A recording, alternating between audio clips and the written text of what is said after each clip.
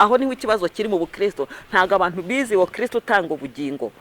Hari abamwumvise ariko mu by'ukuri ntabwo iyo ntambwe yo kumwizera ngo bakira ubwo bugingo muri bo yatewe, kuko usanga bigisha abenshi dufite batwigisha ababwiriza benshi baguma batugarura ku bintu, bakatugarura ku madiploma akomeye, bakatugarura ku mazu, bakatugarura ku mamodokari, bakatugarura ngo kujya mu bihugu bikomeye, kandi ibyo bihugu tuba turi kurwana tugasenga cyane ngo tubijyemo, tugakoboka amavu ugasanga turara ngo mu bihuru turi kurira imisozi. Mu by'ukuri ibyo bihugu nubwo turi kurwana, ariko hari abapagani, hari abantu batemera Imana, bakanamana babivukamo ibyo bihugu, bivuga ngo ibyo bihugu nubwo turi gusenga cyane ngo tubijyamo, ariko si ibyo bihugu. Ntabwo igihugu umuntu agomba gusenga ngo azajyemo yasenze cyane, ntabwo ari igihugu cyo mu isi.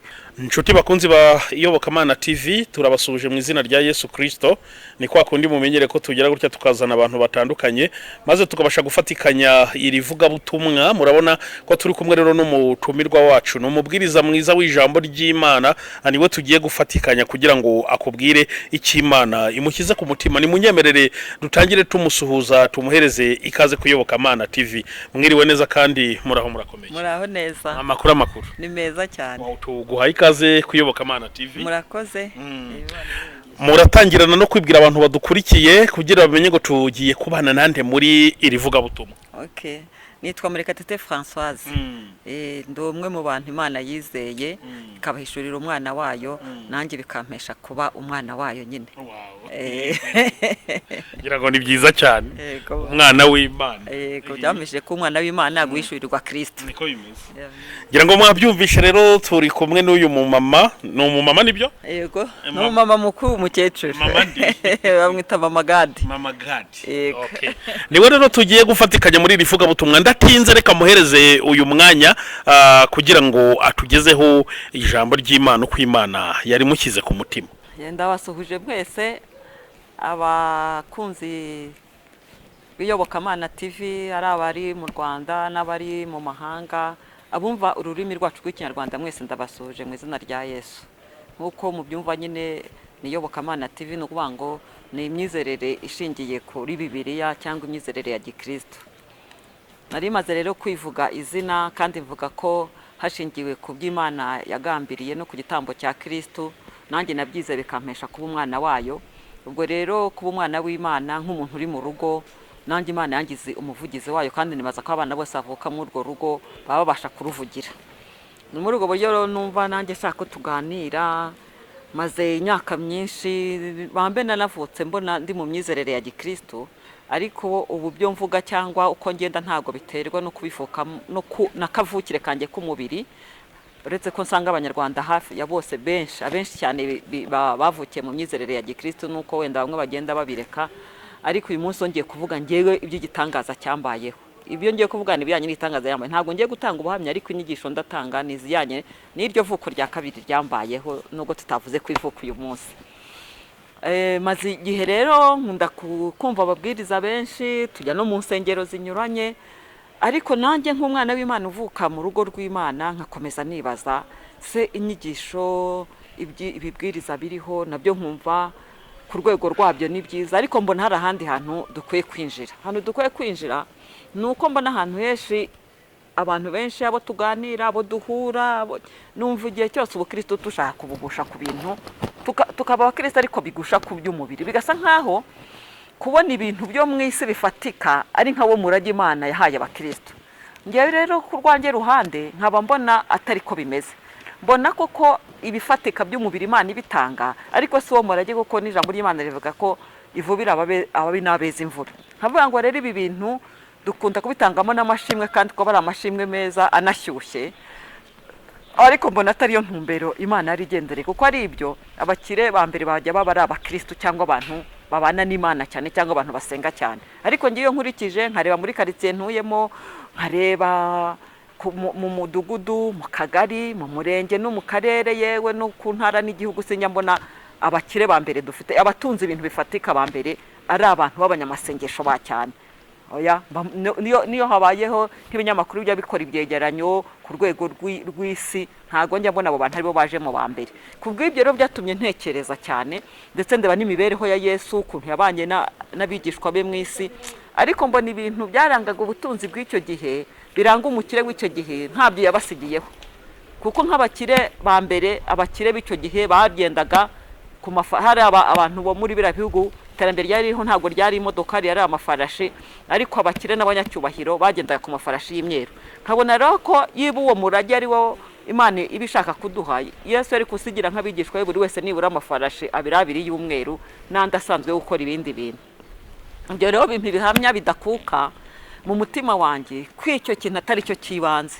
Kubera iyo mpamvu rero numvise nshaka ko dusome ijambo, turasoma amagambo abiri, rimwe turesoma mu rwandiko rwandikiwe abikorinto abaroma ibice 8 umurongo wa 28 ariko umurongo ugenderewe no 29, no mu Befeso igice cya mbere umurongo waho wa 3.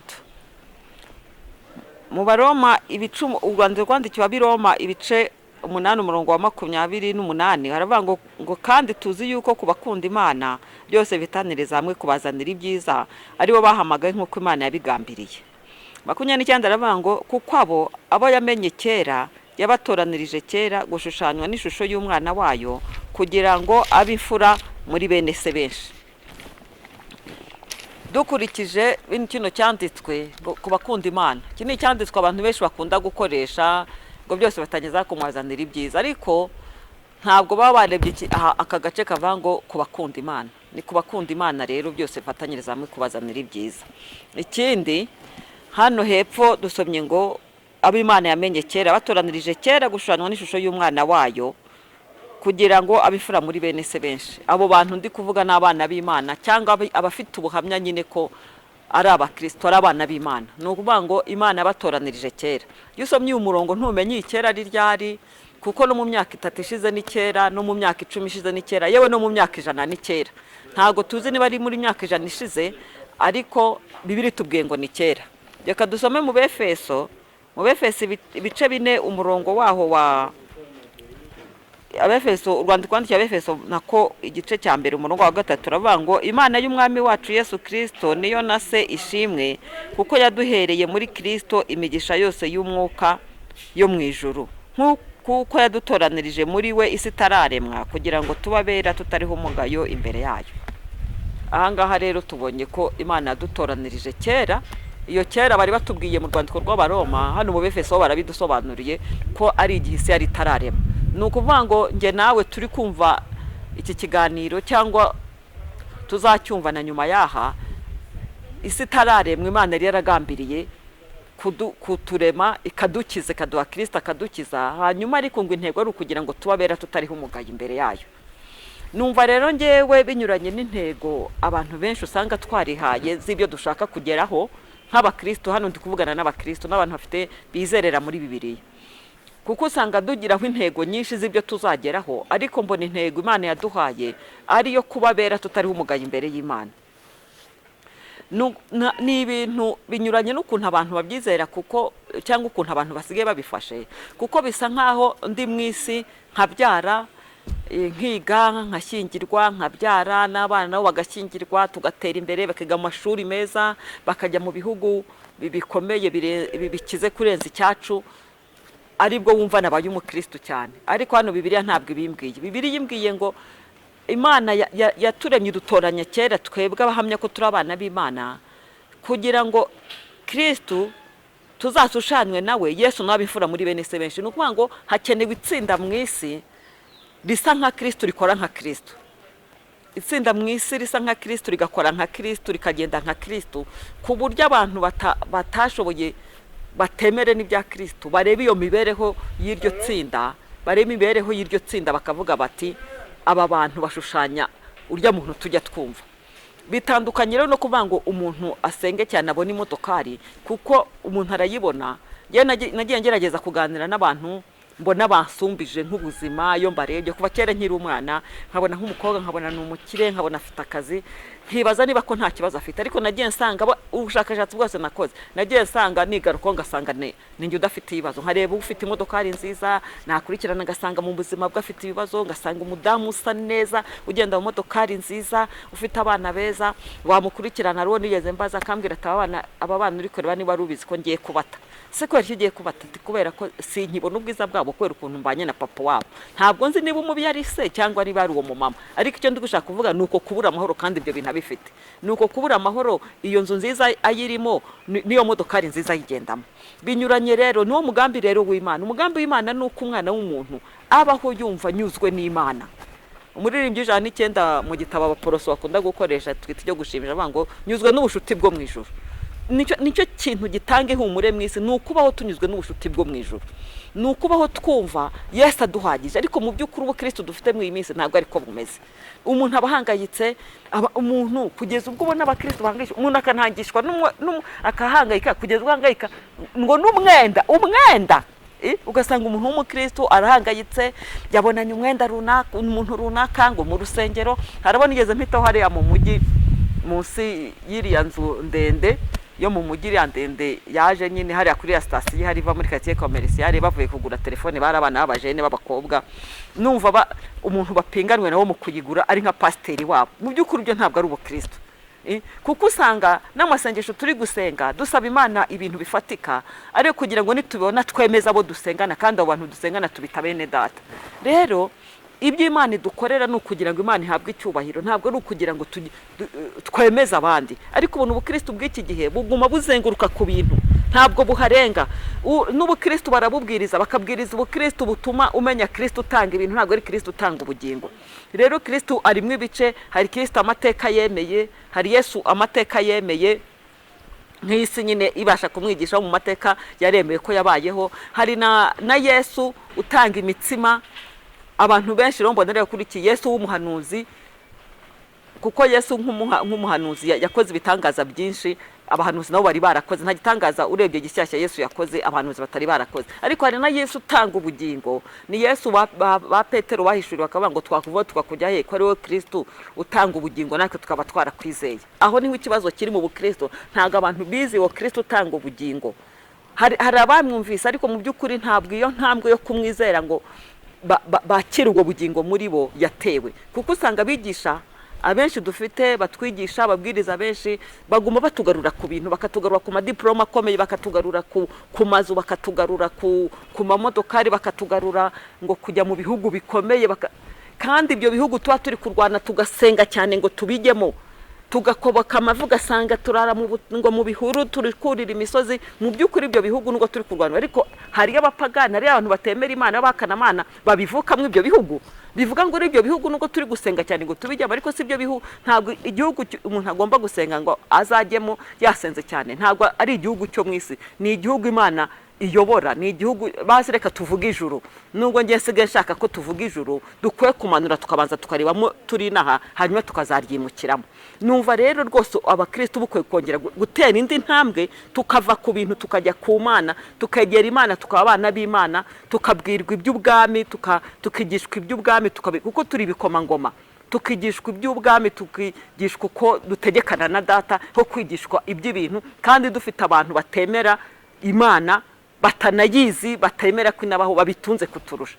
Ni ukuvuga ngo rero hari ikindi kintu tugwe gushaka, ikintu cyari kiri muri Danieli no muri Yohana cyatumye Kristo amurata. Icyo kintu cyatumye Kristo arata Yohana wambaraga uruhu rw'intama, akaba mu ishyamba mu bihuru, agatungwa n'ubuki bw'ubuhura, urumva bwo mu gihuru. Ariko Yesu akavuga ngo mu babyawe n'umugore, mu bantu babyawe n'umugore ntawe umuruta. Icyo kintu cyo dukwiye gushaka, icyo kintu cyo dukwiye gushaka, tukagendana nacyo. Icyo kintu nicyo dukwiye kubana nacyo mu ngo zacu, tukakibana nacyo ku kazi, aho dukora imirimo isanzwe. Numva uko tuzagenda tuganira, tuzagenda tubyinjiramo, ariko rwose dukwiye kwiyemera nk'abana b'Imana, bikadutera ishema. Ntiduterwe ishema n'ibyagezweho by'umubiri, ahubwo tugaterwa ishema nuko turi kugenda dutera intambwe mu gukura mu Mana no kwihesha icyubahiro.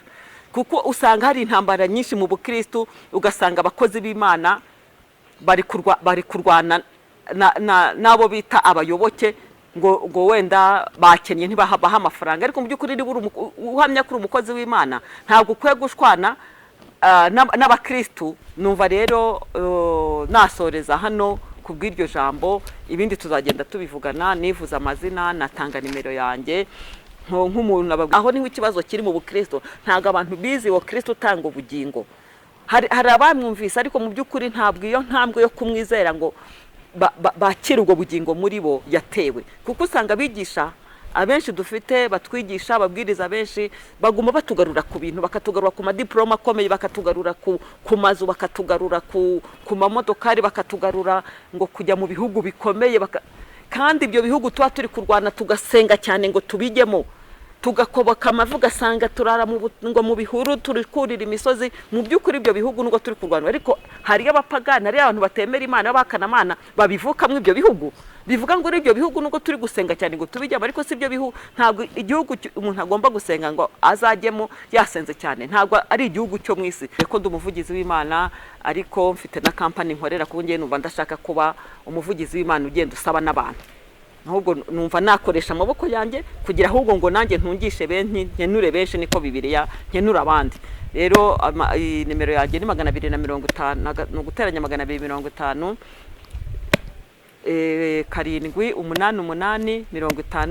788 iyo nimero wayibona, wayimpamagaraho ushaka kumbaza ibyo mu ijambo ry'Imana cyangwa ubundi buhamya ntavuze ko ndabufite bwishi bukomeye, no kumbaza ku bintu by'akazi, ko akazi nkorana ni service mp'abantu. Nkorera societe yitwa CAF, Kirabove France, ifasha abantu bakeneye ibintu biva mu Burayi biza mu Rwanda, cyangwa n'abakeneye kohereza ibintu mu Burayi. Mwumvise ko ari France, ariyo mu Bufaransa, noneho abakeneye kurangura ibintu byo mu Burayi, abakeneye se kugura detaye, abakeneye se kwimura ibintu byabo, ibyo byose turabibakorera, byaba ibinyura ku mato cyangwa ibinyura ku ndege. Murakoze, Imana iduhana umugisha. Amen.